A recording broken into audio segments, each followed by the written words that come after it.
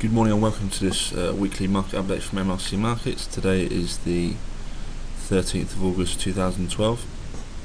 What we're going to do today is go through some technical analysis on Euro-Dollar cable, Dollar Yen, Dollar Swiss and Gold. I'm not making any trade calls or recommendations on this video. You trade at your own risk. If you could please read our full disclaimer on our website www.mrcmarkets.com. So basically, it's Monday morning. We're just going to try and give you some sort of outlook into the markets ahead of this week. And yeah, let's go through some technical analysis really, and also have a look at the forex calendar as well. So then, this is the weekly chart on. Also one other thing. For any new followers, we do have 3 moving averages on each of these charts. The red one is a 55 simple. Purple is a purple is 100 simple moving average, and the gold is a 200 simple moving average. Right, so this is the weekly Euro-Dollar chart. First, let's have a look at last week's weekly candle. Is a bearish candle. Some would say it's a bearish engulfing because it engulfed the previous week's body, but it didn't engulf the whole candle in terms of the wick. So there was a lot of lower wick on the previous week's candle, but still, I mean, it's pretty much a standard bearish candle. Some say, but as I said, some would say it is an engulfing, so be careful. But we have to remember, so I'm going to have a quick flick onto this monthly chart. So there's a key fib level on this chart which I want you to look at. This is on the monthly, so pretty much from the lows to the highs. Sorry, I just dropped from there actually. From the lows to the highs on this monthly chart, you can see we're bouncing off a key 50% Fibonacci retracement level. We also posted this on our Twitter feed as well at MRC_markets, and it also is coinciding with this 200-month moving average as well. So this fib level stands at one spot 21.31, and you can see last week we came down, tested something. You also see this week we've come down, tested this level out and bounced up. But also, if you look to your left here, we have a big monthly candle here which pierced, also bounced off that 200-month moving average and came and bounced up, and also the candle left to it had another nice test. So be careful on the longer term perspective, because of course this is a monthly chart.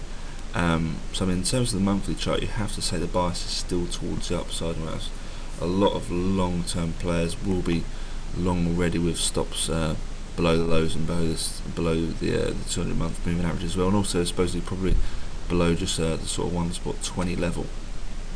But anyway, we won't dwell too much on the monthly chart.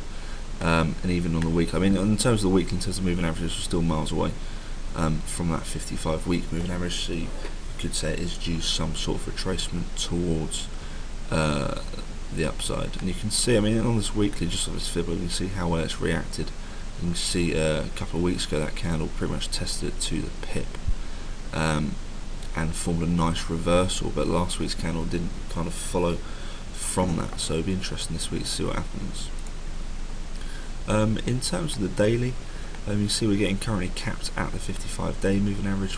It held it around here, and now around here we're getting held. But in terms of shorter term plays, you can say we're still, and this is the 4-hour chart, you can still say that we're in a nice sort of uptrend here, which is currently holding. On the 4-hour, we're chopping between the 55 bar moving average and the 100 bar moving average.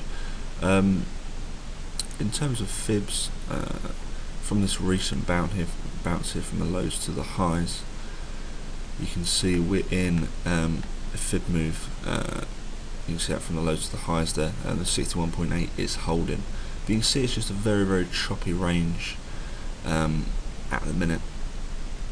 And in fact, the 4 hour is a good sort of chart to look at, especially for going into the week. These moving averages have been playing very nice. You could see the 200 bar moving average on this 4 hour was holding, and you can now see that we're literally just chopping in between this 100 and you could say the 55 or the 200. They're pretty much on a level sort of playing field at the minute. It's pretty much just chopping between those levels. But I would expect it to come down and test this trend line support. It does like to Euro-Dollar does like to play off the trend line, so I would not be surprised if it came down and tested that. Okay, let's have a look at cable. In terms of the weekly, the same story really. We're in this triangular sort of formation on the weekly, which is still in play. This pattern's still in play. In terms of last week's candle, much bullish compared to euro dollar. Normally these pairs follow each other, but they are reacting very differently now. You can see all these lower wicks that have been forming on this cable weekly chart. The previous sort of 5-6 weeks all have decent sized lower wicks. You can see the buyers are coming in off of this longer term trend line on the weekly, but we are getting capped with this 200 week moving average. You can see we also have the 55 to 100 week moving averages just above them, so it is struggling to get above these, and if we do get any momentum, then we need to get some sort of clear weekly candlestick close above these levels, in my opinion. If we look to the daily, you can also see it's quite choppy. I mean, it's just been very volatile really, cable. I mean, it is grinding high. You can see that we have got higher lows, but it is very volatile and it is very choppy. In terms of the level that I look out for on the daily chart, or on any chart, it's the 1 spot 57.50 level. You can see that we haven't got a daily candlestick close above that, and it also kind of coincides with those 100 day and 200 day moving averages as well. So that's all I'd really keep focused on. I look at the longer, I look at the bigger perspective and the bigger picture, because it is very choppy. So it's good to keep some sort of perspective on cable. Let's have a flick to dollar yen on the weekly. Nothing massively of interest. I mean, we are making higher lows, but we are also making lower highs as well, and we spoke about this last time. You can see it clear on the daily chart, still inside this sort of triangular formation. Until we get any break either side, it's very difficult to pick a bias on this pair, but it is looking like, I mean yes, it is making higher lows, but it does look very heavy, and some would say that is a bear flag, and it's looking like it wants to break, so keep an eye on that. If we do get any pop to the upside and it does break, then you can see we also got that 55 day moving average just above that trend line resistance as well, but not a massively interesting chart in my opinion. Dollar yen, would prefer to be trading euro and cable. Right, so look at dollar Swiss. In terms of the weekly, nothing massively of interest. But you could say last week's candle, a slightly bullish candle, pretty much an engulfer. Well, it engulfed the previous candlestick's body. Similar to euro, but it's pretty much just a mirror image of euro in terms of the candles currently at the minute. If we flick it to the daily, or even if we flick to the 4 hour, we're in a solid sort of uptrend which is holding, but we are also making lower highs as well, so also another sort of triangular formation that we're playing out. If we're going to get any momentum, then we need to get a break either side of the trend line support or resistance, and similar to euro as well, we're chopping in between the 100 bar moving average and the 55 bar moving average as well, so pretty much a mirror image of the euro chart. To get any more momentum, we need to see a clear break either side, preferably on this 4 hour chart, a clear sort of 4 hour candlestick close either side. Let's have a look at the gold weekly. A similar story on the weekly, just still in the trend line support.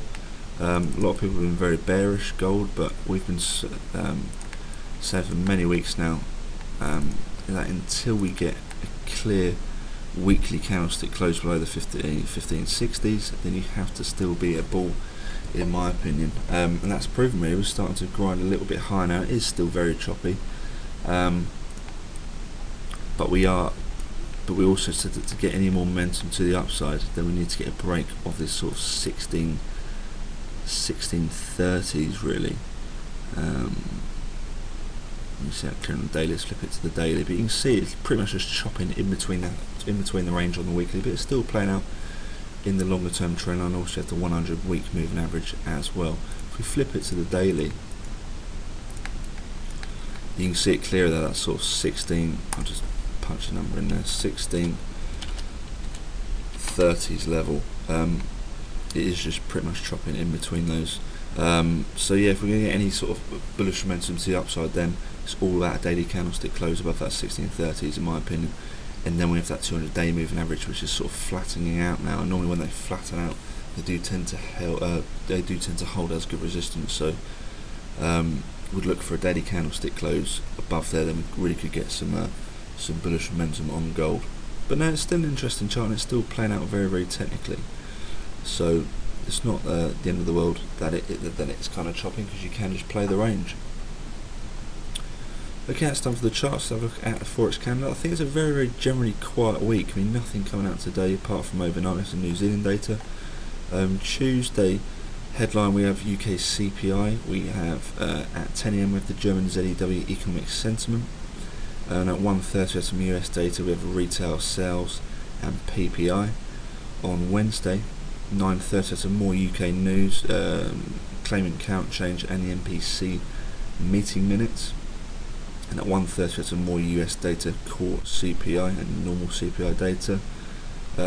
On Thursday, some more UK data. It's pretty much all about the UK this week, isn't it? At the usual 9:30 we have retail sales. And at 1:30 more US news, building permits and weekly jobless claims. And at 3 o'clock on Thursday we have the Philly Fed manufacturing index. And to finish off the week we have some Canadian data. We have CPI at 1:30, and to finish off the week 2:55 with the preliminary University of Michigan sentiment. So not a massive week in terms of economic data, but still nonetheless there is some data to keep an eye out for, especially out of the US and the UK. So yeah, it should be an interesting week. Hope you enjoyed today's video, and I'll catch you next week. Have a great week trading.